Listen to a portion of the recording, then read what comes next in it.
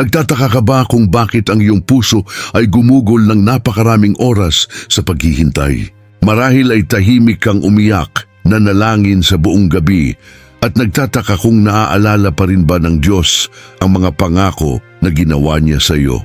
Sa kaibuturan ng iyong kalooban, nararamdaman mo na hindi ka ipinanganak upang mamuhay ng isang karaniwang pag-ibig, ngunit isang pag-ibig na minarkahan ng langit, na isinulat bago pa man ikaw ipanganak. Ang paghihintay na ito ay hindi nawalan ng kabuluhan. Ang bawat luha, bawat katahimikan at bawat disyerto ay humuhubog sa iyo mula sa loob. Inihahanda ang iyong puso para sa isang bagay na mas malaki kaysa sa iyong iniisip. Para bang nagbibilang ang langit para maihatid ang mga bagay na noon pa man ay bahagi na ng walang hanggang plano. Ang darating ay hindi lamang anumang relasyon. Ito ay isang pangako na nagdadala ng layunin, pagpapagaling at pagpapanumbalik. Ito ay isang propetikong tagpuan na may kakayahang baguhin hindi lamang ang kanyang buhay, kundi pati na rin ang kapalaran ng mga tumatawid sa landas ng alyansang ito.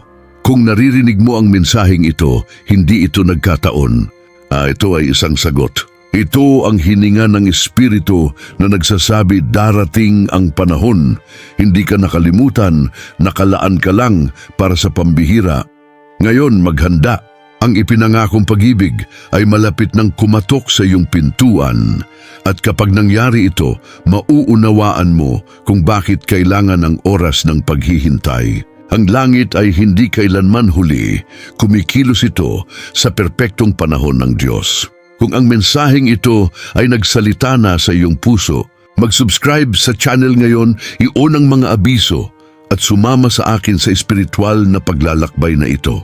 Ang darating ay magpapasigla sa pinakamalalim na bahagi ng iyong kaluluwa. Madalas kang nag-iisa na para bang umaalingaw-ngaw ang iyong mga panalangin sa kahungkagan. Ngunit ang bawat salita na binibigkas ng lihim ay naririnig ng langit. Sa katunayan, ang katahimikan na tila wala ay isang tugon sa anyo ng paghahanda. Habang ikaw ay sumigaw, ang Diyos ay nagsusulat ng isang bagong panahon para sa iyong buhay. Ang pinili ay hindi basta sinuman. Siya ay itinakda, pinutol sa gitna ng sakit, hinubog sa pagtitiyaga at sinusuportahan ng pananampalataya. Dumaan ka sa madilim na gabi kung saan tila malayo ang pag-asa, ngunit nanatiling matatag pa rin na kumakapit sa mga pangako na nag-aapoy sa iyong kaluluwa. Sa pagkakataong ito ay hindi nawawala ang pag-aaway. Ngayon, ang kalangitan ay nagsisimula na hudyat na ang isang bagong kabanata ay malapit ng magbukas. Wala nang walang katapusang disyerto kundi handa na hardin. Hindi na tahimik na naghihintay, kundi nag-aani ng mga sagot. Hindi nakakalimutan ng Diyos kung sino ka o ang mga luha na tumulo sa mga sandali ng kalungkutan. Ang panalangin na iyong ipinagdasal ng lihim ay sasagutin sa publikong paraan. Ang tila nakatago ay magiging makikita at marami ang makakakita ng kamay ng Diyos na gumagalaw sa ibabaw mo. Inabot na ang panahon nga ang baga, hinhirayo nagtitikang maginduotan, tiritungudhan sulagma, kundi pinaagihan langit nun nga desisyon. Ang sandaling ito ay higit pa sa isang bagong simula. Ito ay ang inaugurasyon ng isang istasyon ng propesya. Isang panahon kung saan ang pananampalataya ay gagantimpalaan, kung saan ang katahimikan ay magbibigay daan sa buhay na patotoo, kung saan ang sakit ay magiging dahilan ng pagsamba. Makikita ng pinili kung ano ang kanyang hinihintay ng matiyaga, at kapag dumating ang panahong iyon, mauunawaan mo na ang lahat ay nasa plano ng Diyos mula pa sa simula. Ang bawat detalye, bawat pagkaantala, bawat panalangin ay bahagi ng isang kwentong isinulat na may walang hanggang layunin.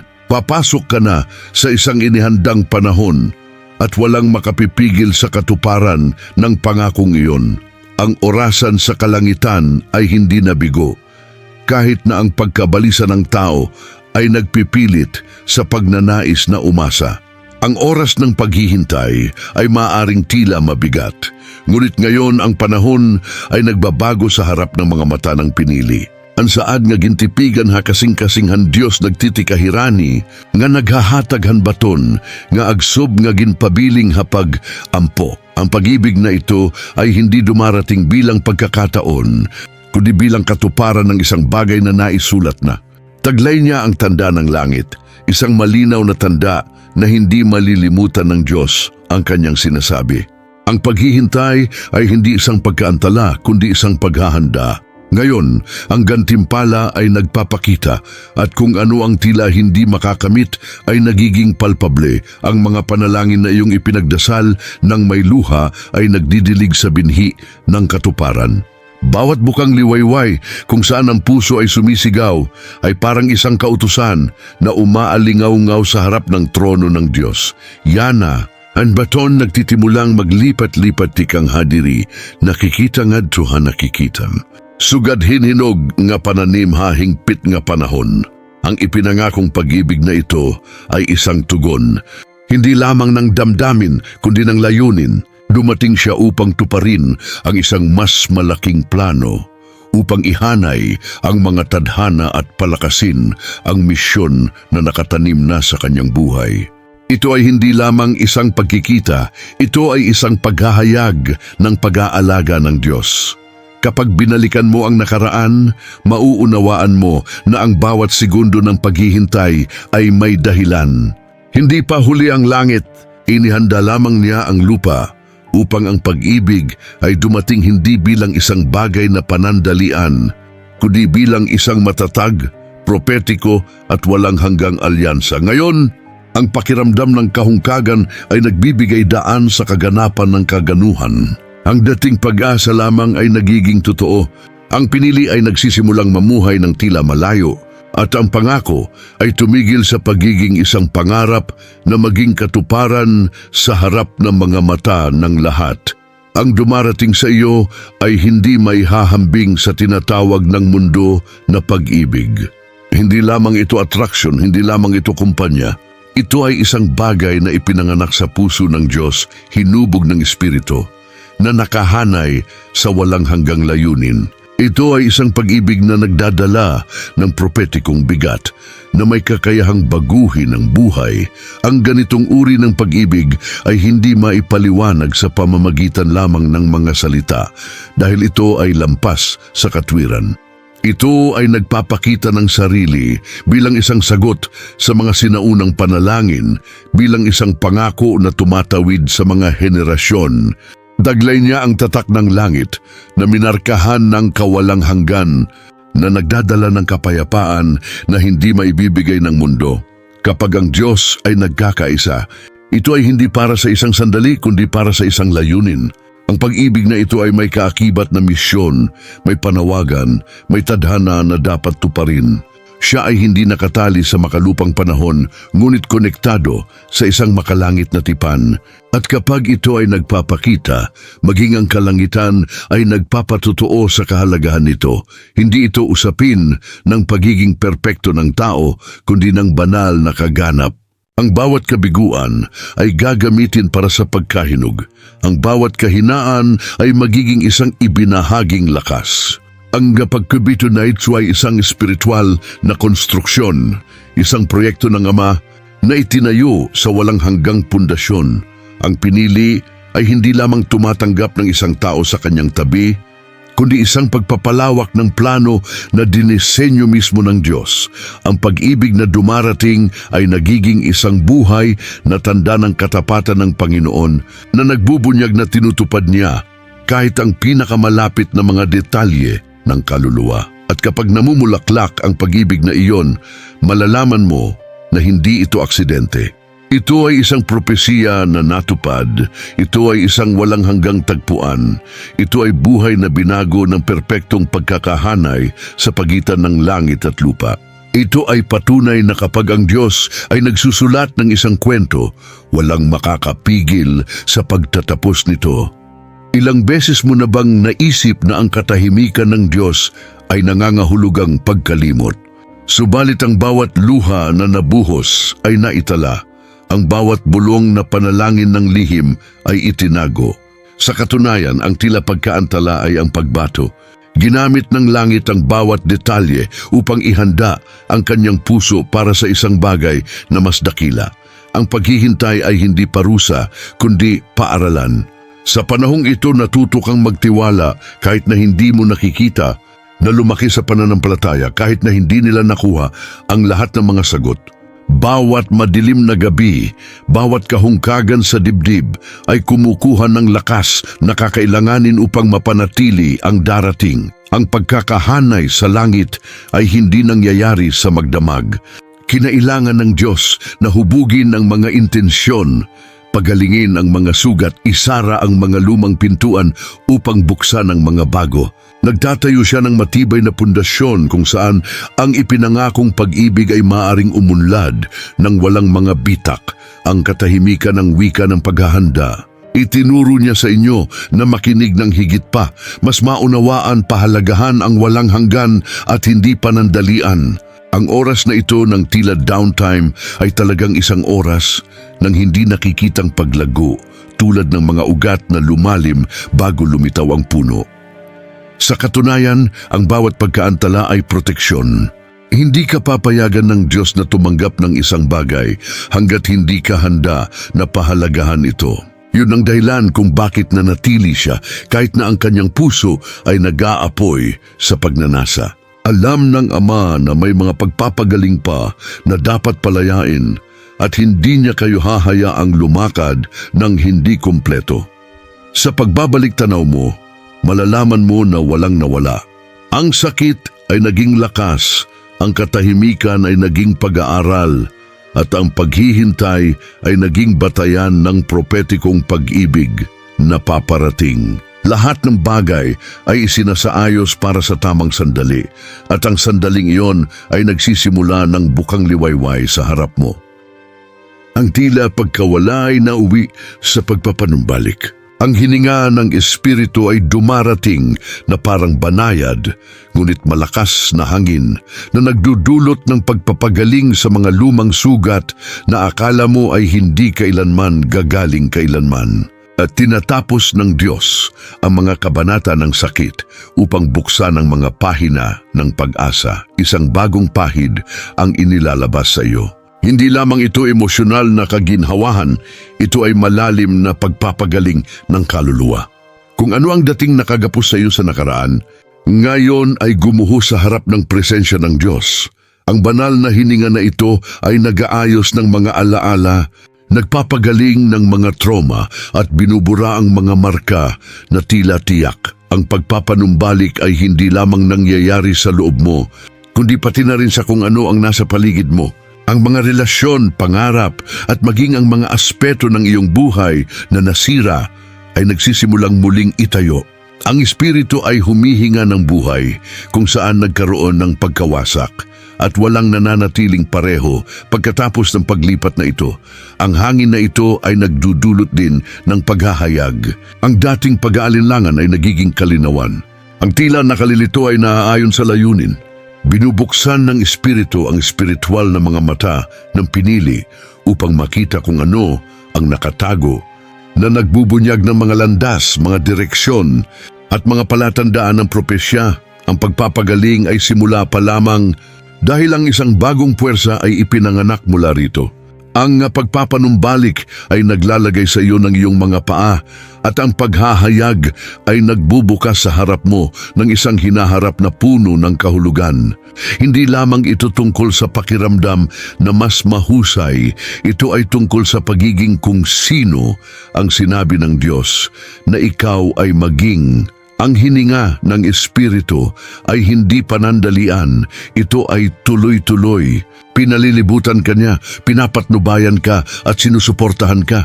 Ang paglalakbay na ito ay hindi lamang isang proseso ng pagbawi, ngunit isang espiritual na pagpoposisyon na humahantong sa iyo ng diretso upang matugunan ang pangako. Kapag ang pag-ibig na ito ay lumitaw, walang puwang para sa pag-aalinlangan. Ito ay tulad ng pagtingin sa mga mata at pagkilala sa kung ano ang alam na ng puso. Ang Espiritu ay magpapatotoo sa loob ninyo na nagpapatunay na ito ay hindi isang bagay ng pagkakataon, kundi ng isang muling pagkikita na inihanda mula sa kawalang hanggan.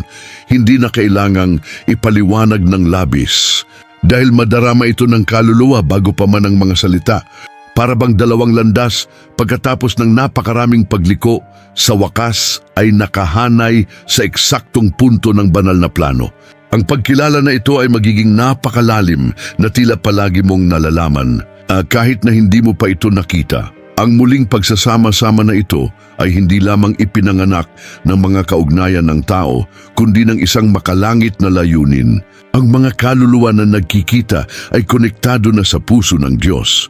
Naghihintay lamang sa tamang sandali upang ihayag ang kanilang sarili sa isa't isa. Kapag nangyari ito, magkakaroon ng kapayapaan, hindi kaguluhan. Ito ay tulad ng paghahanap ng nawawalang piraso ng isang palaisipan. Lahat ng bagay ay may katuturan. Ang katahimikan, ang paghihintay, maging ang sakit. Ang pag-ibig na dumarating ay hindi nangangailangan ng mga maskara o pagbabalat kayo. Kinikilala niya, tinatanggap at pinatutunayan ang lihim na ibinulong ng Espiritu. Ang espiritual na pagkilala na ito ay kagyat dahil hindi ito nakasalalay sa oras ng tao. Ito ay lampas sa hitsura, lampas sa mga pangyayari. Para bang ang langit ay nagpapatotoo at nagsasabi, ito ang pagpupulong na aking inihanda. At sa harap ng paghahayag na ito, walang puwang para sa kawalan ng katiyakan. Malalaman ng mga napili nang walang pagsisikap na ang pag-ibig na ito ang sagot. Ito ay magiging tulad ng isang hininga ng kawalang hanggan sa loob ng dibdib. Isang muling pagsasama ng mga kaluluwa na nagmamarka ng simula ng isang bagong paglalakbay. At ang lahat ng ito ay isa sa buhay nang may katiyakan na ang plano ng Diyos ay hindi kailanman nabigo. Ang pag-ibig na inihahanda ng Diyos ay hindi lamang upang punan ng kalungkutan, kundi upang buhayin ang tadhana. Ang unyon na ito ay nagtataglay ng marka ng isang makalangit na misyon, isang tungkulin na lampas sa larangan ng pag-iibigan at nagiging isang plataporma ng walang hanggang epekto. Ang dalawang pinili ay nagsama-sama hindi lamang upang magmahal, kundi upang tuparin ang isang gawain. Kapag ang dalawang buhay ay nakahanay sa pamamagitan ng Espiritu, ang pag-ibig ay nagiging kasangkapan ng Diyos. Ang relasyon ay hindi na lamang isang pagpupulong ng mga puso at nagiging isang alyansa na nakakaantig sa mga henerasyon. Ang ipinanganak mula sa pagsasama na ito ay hindi limitado sa mag-asawa, ngunit umaalingaw-ngaw sa mga pamilya, mga komunidad at maging sa mga bansa. Ang ganitong uri ng pag-ibig ay nagpupukaw sa espiritual na autoridad. Nagkakaisa, magkakaroon kayo ng lakas na mamagitan, manalo sa mga labanan at magbukas ng mga landas na hindi magiging posible ng mag-isa. Ang plano ng Diyos ay ang relasyong ito ay maging isang tanglaw sa gitna ng kadiliman, isang buhay na patutuo ng katapatan ng Diyos. Higit pa sa pagsasama, ang pagsasama na ito ay isang makalangit na diskarte. Ang bawat detalye ng tagpo ay may banal na layunin at ang bawat hakbang na gagawin ng magkasama ay gagamitin bilang bahagi ng isang mas malaking kwento. Ang pag-ibig ay nagiging isang misyon at ang isang misyon ay nagiging isang pamana. Maaaring tawagin ito ng mundo na swerte, ngunit ang langit ay tinatawag itong layunin. Ang pagpupulong na ito ay naisulat na bago ka pa man ipinanganak. Hindi lamang ito tungkol sa kasalukuyan, kundi tungkol sa mga binhi na ihasik upang baguhin ang hinaharap. At kapag naganap ang unyon na ito, mapapansin mo na ito ay higit pa sa isang personal na pangarap. Katsay, dundulasay katuparan ng yawent hanggang tungkulin. Ang kwentong ito ay nagdadala ng propesya na epekto at ang kanilang magkasanib na misyon ay maaalala bilang isang gawa ng Diyos sa lupa. Ang pag-ibig na ito ay hindi lamang sapat upang magpainit ng puso, na kundi upang pagalingin ang mga sugat na hindi pa nagawang pagalingin ng panahon. Ang Diyos ay nagtataas ng isang relasyon na magiging kanlungan at gamot kung saan ang mga nakaraang sakit ay mawawalan ng lakas sa presensya ng isang bagay na napakadalisay at nagpapanumbalik. Ang bawat kilos, Bawat salita at bawat saloobin ay magiging instrumento ng pagpapagaling. Ang pag-ibig na nagpapakita ng sarili ay hindi magiging isang pasanin, kundi isang kapahingahan. Hindi ito isang singil, kundi seguridad. Ito ay magiging tulad ng isang balsamo na humihipo sa mga nakatagong lugar, na nagdudulot ng ginhawa at kapayapaan kung saan dating may malalim na peklat. Magiging inspirasyon din ang relasyong ito. Ang iba ay titingnan at makikita na mayroon pa ring tunay na pag-ibig na nakabatay sa Diyos, na walang mga maskara o ilusyon. Ang inyong nararanasan ng magkasama ay muling magpapasigla sa pag-asa ng mga sumuko na nagpapakita na tinutupad pa rin ng langit ang mga pangako. Ngunit bukod sa pagpapagaling at inspirasyon, magkakaroon din ng patotoo. Ang kamatuoran lang ang nagkakauro sa hira, magiging buhi nga pamatuod han pagkamatinumanon han Diyos. Hindi na kailangang pilitin ang mga salita, dahil ang iyong buhay mismo ay magiging malinaw na mensahe na tinutupad ng Diyos ang kanyang ipinangako. Ang relasyon ay magiging tulad ng isang bukas na liham mula sa langit patungo sa lupa, na nagbubunyag na ang propetikong pag-ibig ay tunay, nagbabago at walang hanggan. Ang pag-ibig ninyo sa isa't isa ay magiging salamin ng puso ng Diyos. Kaya, ang bawat araw na pamumuhay ng sama-sama ay magiging tulad ng isang dambana ng pagsamba, kung saan ang pagkakaisa ay nagiging patunay ng presensya ng Diyos. Isang plataporma ng pagpapagaling, inspirasyon at buhay na patotoo para sa lahat ng may mga mata upang makita. Walang sakit na walang kabuluhan. Bawat pagkawala, bawat katahimikan, at bawat gabi ng kalungkutan ay humuhubog ng isang bagay sa loob mo.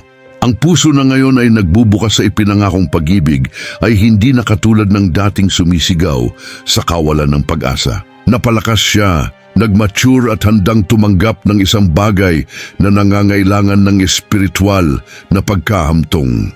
Ang mga marka na dala mo ay hindi palatandaan ng pagkatalo, kundi ng pag-unlad. Ipinapakita nila na nakaligtas ka, na natutunan mo na lumaki ka ng lampas sa mga pangyayari.